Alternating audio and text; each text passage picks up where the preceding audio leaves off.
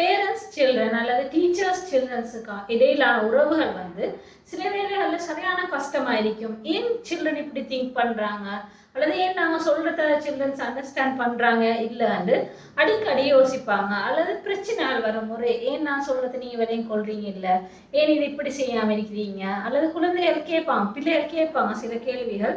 அது ரீசனபிள் ஆகிக்காது. ஏன் இப்படி என்ன பிள்ளை திங்க் பண்ணுது, என்ன சரி பிரச்சனையா இருக்குமோ அவங்களுக்கு அண்டு யோசிப்பாங்க. இது 6 to 11 years மாதிரியான பிள்ளைகளை வந்து டிஃப்ரெண்டான திங்கிங் பேட்டர்ன்ல இருப்பாங்க. அது என்னன்னு பார்ப்போம்.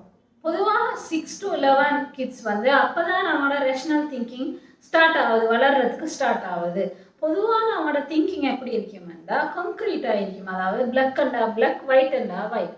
இந்த விஷயமே கிரே பட்டன்ல, அதாவது ஒரு விஷயம் நடந்தா இது இதுக்குத்தான் நடக்குது அப்படின்னு திங்க் பண்ணுவாங்க. உதாரணமா நாங்கள் வைப்போம், ஸ்கூல்ல ஒரு நாள் டீச்சர் வந்து குழந்தைக்கு அந்த பிள்ளைக்கு ஏசி இருந்தா டீச்சர் என்னோட இறக்கம் இல்லை, அல்லது டீச்சருக்கு என்ன பிடிக்காது அண்டு கம்ப்ளீட்டாக பிடிக்கவே பிடிக்காதுன்னு எடுத்துடுவாங்க.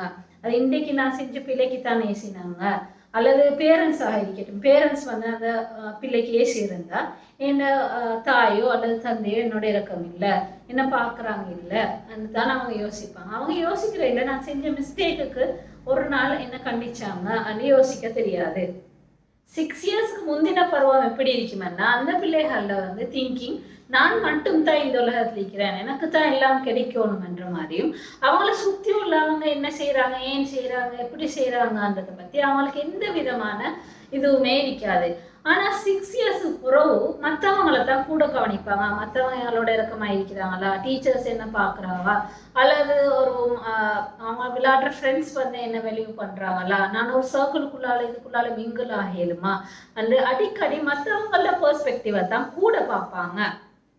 இந்த ஏஜ் கேட்டகரியில் உள்ளவங்க நல்லது நல்லது அண்ணும் கெட்டது கெட்டது அண்ணு மட்டுமே யோசிக்கிறது. இப்போ ஒரு களவு நடக்கிறன்னு சொன்னா நாங்க அந்த களவான்ற ஒரு திருடரை எப்படி யோசிப்போம்டா, இதுக்காக திருடி இருக்கலாம் அந்த சில காரணங்களை யோசிச்சு அவங்களுக்கு பனிஷ்மெண்ட்டை குறைச்சி கொடுக்கறது அந்த மாதிரி சில விஷயங்களை செய்வாங்க அடல்ட்ஸ். ஆனா குழந்தைகளுக்கு வந்து இல்லை, இது சரியண்டா சரி, பிழையண்டா பிழைன்னு தான் இந்த ஏஜ் ஆக்கள் திங்க் பண்ணுவாங்க.